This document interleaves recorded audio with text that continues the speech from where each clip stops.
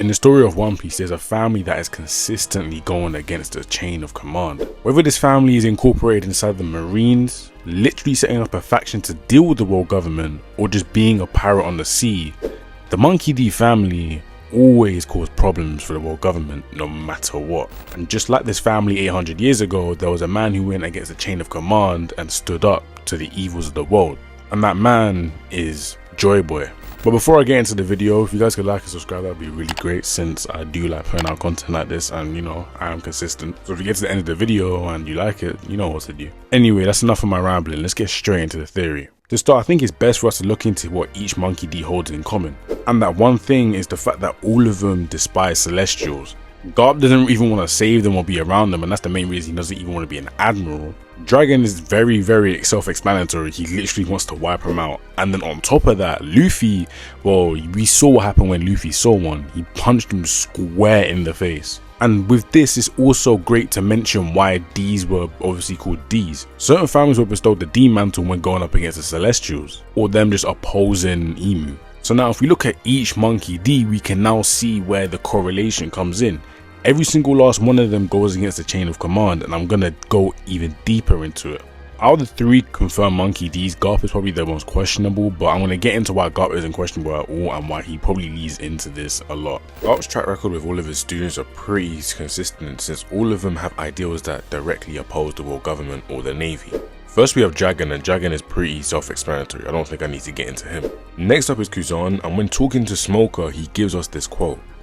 Even without the Marines, he believes that he can make change in the world, and considering he seems some of the most disgusting atrocities they've committed, I think it's pretty clear where he's going with this.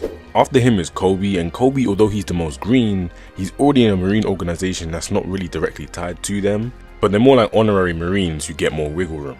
Tie this into the massive display at Marineford with Akainu, and we can see that only after a few months at the time, and now 2 years with Garp, Kobe can see the injustice within the Marines and will stand up to them no matter what, even if it's an admiral.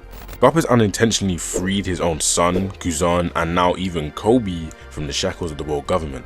His teachings and mentality are opposite of what the world government wants you to think, and it's pretty clear through how his students act. Another question you may have about Garp is why he's still in the Marines.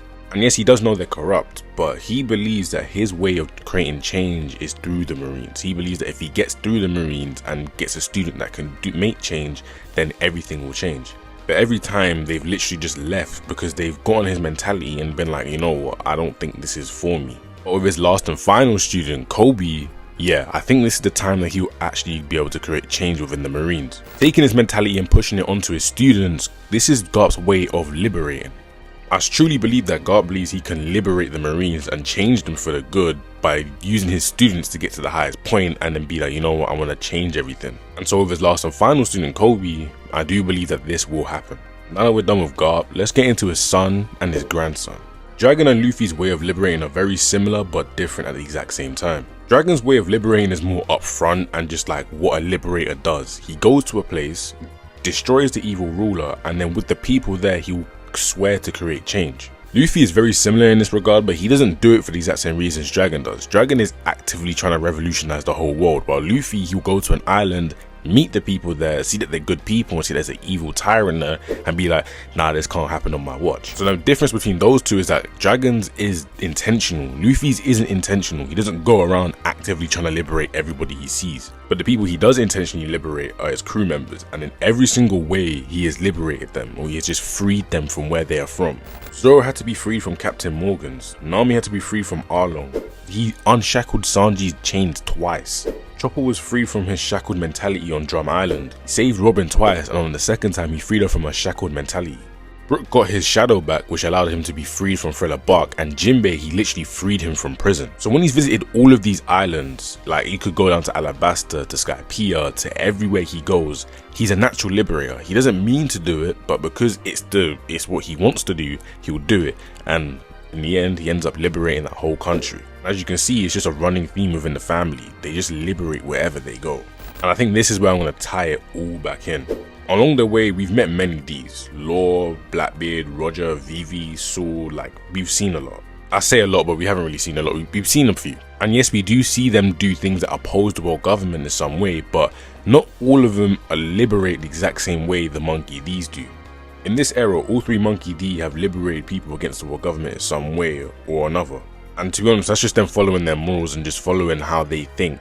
They put their mentality onto other people and other people just naturally follow. And one thing I want to put out there is the fact that Emu appointed the tag D to anybody that opposed him. Whether it's by you trying to liberate the whole world or you just going against him for your own good, he will still appoint you with the tag D. And that's why I want to point out people like Blackbeard. Blackbeard's family, the Marshall family, may have just gone against Emu because it's what they do. They just don't like following the chain of command. They want to be in front themselves. And you could say that the Rocks family was probably doing the exact same thing as well. So you could say that the Rocks family and the Marshall family probably did go up against the Monkey family. And I would even say the Gold family too, since the Gold family seems very connected to the Monkey family. And it's sad that the Gold family has completely been wiped out. But obviously, I do think that they were there in arms with the Monkey family 800 years ago. One thing I'd like to point out is the fact that I think that the families in One Piece probably follow what their ancestors did and keep that exact same will, since obviously that is your family. That leads me to talk on the Trafalgar family, the Portuguese family, and probably even Saul's family. They all were doing things probably for the good of the Monkey D side, and the evil side was probably the Rocks, the Marshalls. There are probably a few other D names I'm forgetting, but I do know that they were all probably on that other side. And I think there was just like a division, like a split between the Ds, where it's like some were good, some were bad. Now this allows me to tie it all back in.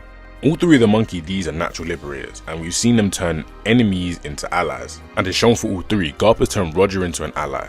Dragon has gotten a quote from Ivankov, so obviously Ivankov has probably seen him turn an enemy into an ally, and Luffy, I mean, we've seen it for the whole entire story. So this shows us that liberating is just in the blood, and with being in the blood, this allows you to segue into the Nika side of it. The Nika fruit could have definitely changed their bloodline into the point where it's like, all of them just have that natural thing to liberate, or just have that natural thing to go against the world government, since they feel like, not they feel like, but it's just a thing that where they're like, I need to do something about the injustice I'm seeing around me. It could explain their crazy strength, considering that Garp is probably one of the most physically strong people, yet he's just a normal human, and Joyboy was a giant, as we were told. It could be a case where it's like he inherited that great strength. Luffy has it, Dragon probably has it and will show it, so it's like it's a thing that's commonly running in that family. And along with that, it's a natural thing to liberate. And I mean, look, I know this is probably a stretch, but Garp always laughs when he's in battle. So does Luffy when he's in Gear 5 or when he's just having fun in fights.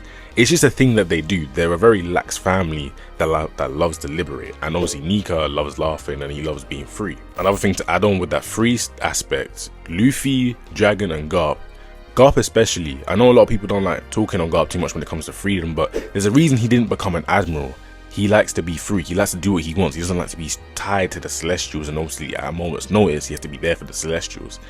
Garp loves being free, and so does Nika. And so I think you could say that through the lineage factor, because obviously devil fruits do change the lineage factor of obviously that person, you could say that it has gone down the bloodstream. Anyway, to properly conclude, the possibility of Joyboy being a Monkey D is very high in my opinion, because no matter what, through the generations, their ideals just stayed the exact same. The only difference is how they approach it. Dragon is very upfront, Luffy does it unintentionally, and Garp is through teachings. But no matter what, they keep the exact same stance that Joyboy did. They need to do something about the world government and probably take them down. Anyway, that's the end of the video. I hope you guys enjoyed it, because I enjoyed making it. But yeah, love for all the support you guys have been giving me, because obviously you guys give me support, I'm going to put out videos like this all the time. And yeah, also I may make a membership if you guys want, like if you guys say, oh yeah, make the membership, and like you guys can get early content or just videos I didn't get to put out because I don't know, maybe time constraints, or just because I thought it wouldn't do well or something, then yeah, I could put that on the membership and you guys could obviously see it. So yeah, but that's it from me. Hope you guys enjoyed the video, and I'll see you next time.